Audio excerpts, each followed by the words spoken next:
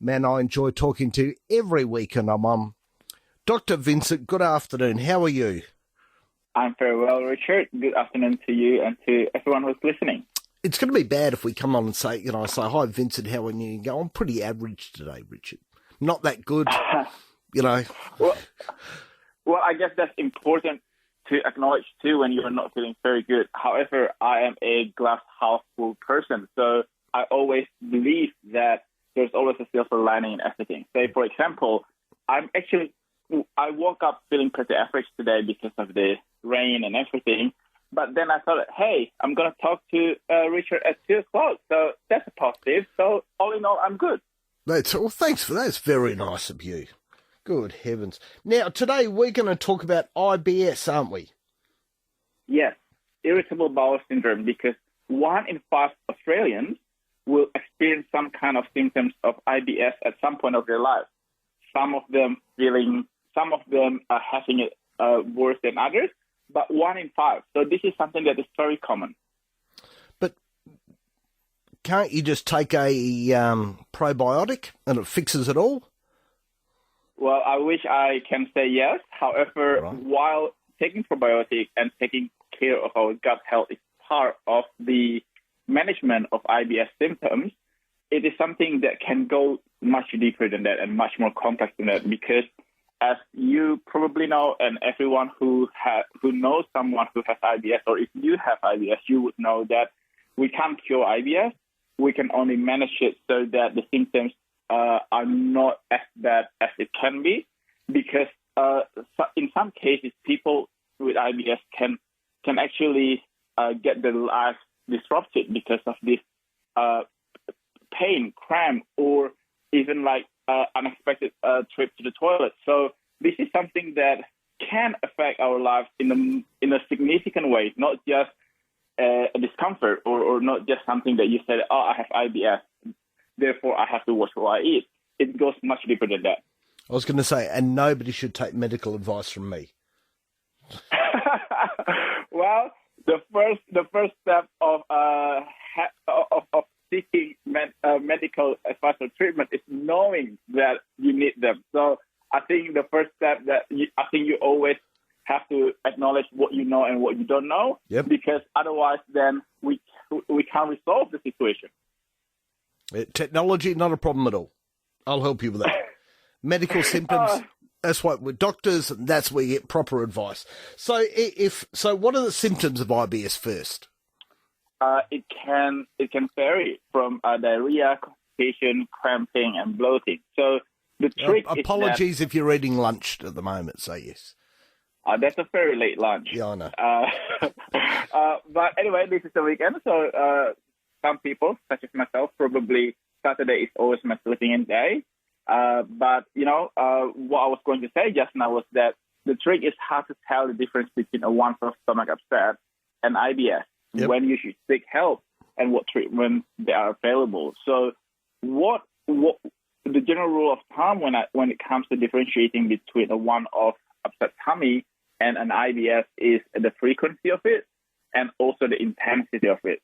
Usually when you eat something wrong and it causes you to have upset tummy, or if you caught a bug and you have diarrhea and things like that, it very rarely goes more than 3 days or more than a week. And very rarely it happens frequently. So you might be going to somewhere, a foreign country where you're not used to the food, or you're not used to the hygienic situation in that particular country. For example, when I go back to Indonesia now, sometimes when I go and eat at hawker center, I do feel a little bit discomfort because I'm not used to that anymore. So if you can't actually trace all of the things that you do that you think might give you a discomfort or tummy ache, and it happens all the time, maybe it's time to speak to your GP, who can then refer you to a specialist to make a conclusion whether or not you have IBS, because the condition can be worse for some people, but can also be quite mild for the rest of us. And that is the situation, the best case scenario when you have the mild case of IBS, because with management, you can actually minimize the disruption in your life, and you certainly do not want it to get worse. Can they test for IBS? There are a certain clinical symptoms that specialist or doctor will look for when someone presents with IBS symptoms, but there is not really a definitive test because, as the name suggests, it's a syndrome. So it is a collective medical situation and symptoms that point to a certain sort of kind of collective disease or syndrome. That's what syndromes mean. So they've got to, say, either I've got an upset stomach a lot of the time, which can have something to do with diet, or, I might have irritable bowel syndrome. That's correct. So some people may have a food intolerance, for example, like people who can't really tolerate dairy or people who can't really tolerate gluten.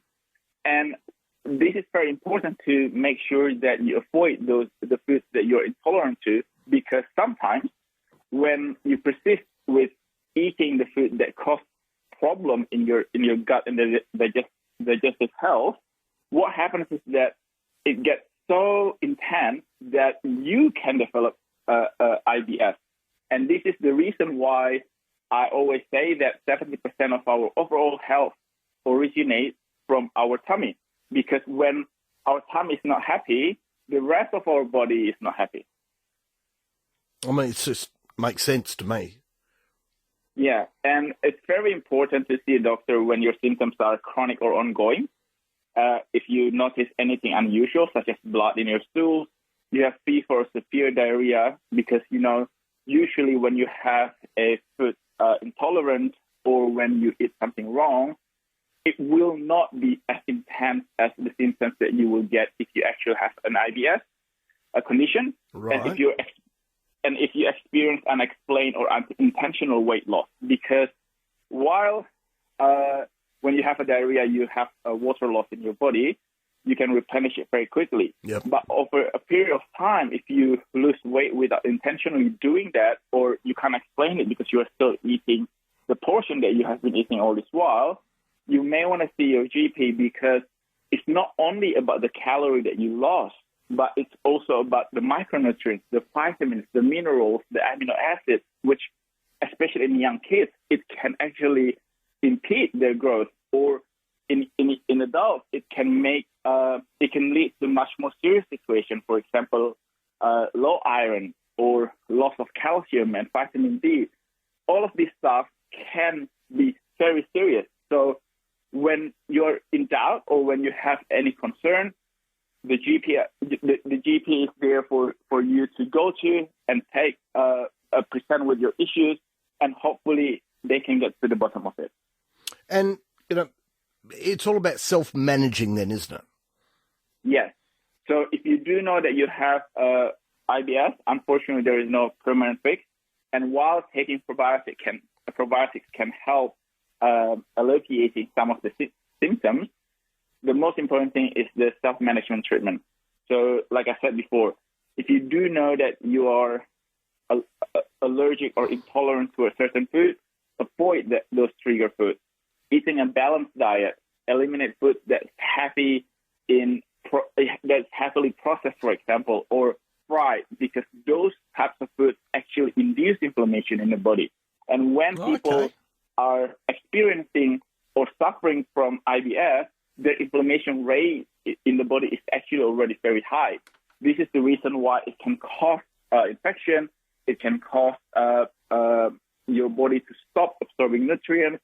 So reducing the amount of heavily processed food, fried food, or refined carbohydrates, and swapping it with fresh fruit and vegetables, multigrain, basically good produce that is not very processed, or things that are high in sugar and salt, it actually helps your body to suppress the inflammation that is caused by the IBS. I mean, I'm starting to, as I get older, some foods don't agree with me anymore like they used to.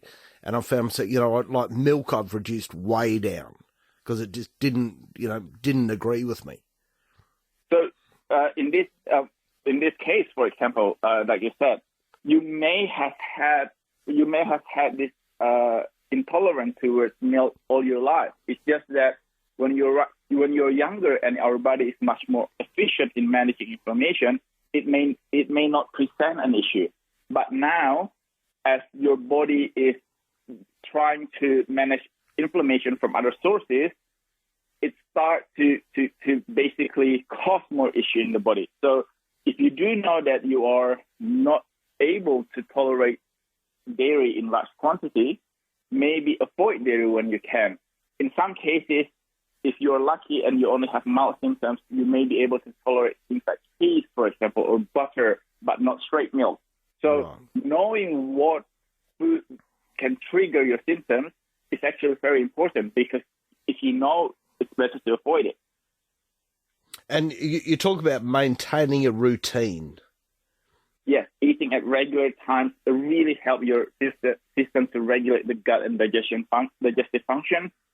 Don't skip meals or drastically change your diet, because unfortunately, when people are experiencing issues with their digestive health, the worst thing that they can do is going on a sporadic diet. So intermittent fasting can be really bad for people with IBS, because what happens is that it's really hard for the body to predict when it needs to start producing the digestive enzyme, when our glucose response system needs to start kicking in. This basically is adding an extra workload to a system that is already heavily inflamed. So maintaining a routine is very important. So is exercise, because being active helps our circulation system. People probably do not know that, but when you are exercising, it improves your circulatory system not only while you're exercising, but throughout the day. Because what happens is that it increases your lung capacity and increases your heart capacity. So it means that your body is always ready to pump blood, fresh blood with rich in oxygen wherever it needs it. So, for example, when you're eating something, your body is actually focusing its energy and blood flow towards our digestive system to help improve the digestive health. So exercising helps in general, but in particular for people with bad digestion system. Okay. And talk to a health professional, shouldn't you, as well? Yes, that's very important, not only for our physical and physiological health, but also for our psychological health, because some people with IBS, they actually get anxious. I do know some people with really severe IBS who don't even like to go out, who don't want to leave their homes, because, I mean, think about it. It's really bad. It really does impact your social life. Yeah, it's a struggle for them. Yeah, exactly. And while it is a physical health issue, it can also be a mental and psychological health. So in some cases, if your IBS symptoms are affecting your social life and your mental health and well-being, not only talk to your GP, but ask for a referral to go and see a therapist or psychologist, because it is really important for us to also make sure that we're healthy and well mentally as well as physically. Wise words. Vincent, where can we find out more about you? People who want to find out more about what I do and about our products, they are made from 100% Australian apples. They can go to anappleaday.com.au, and they can also help us to support our business as well as Australian apple farmers. We're in Woolworths and Coles. Find us in the vitamins and skincare aisle. Thanks, Vincent, and we should be talking to you next week. Thank you. Have a great weekend. Thanks, Vincent.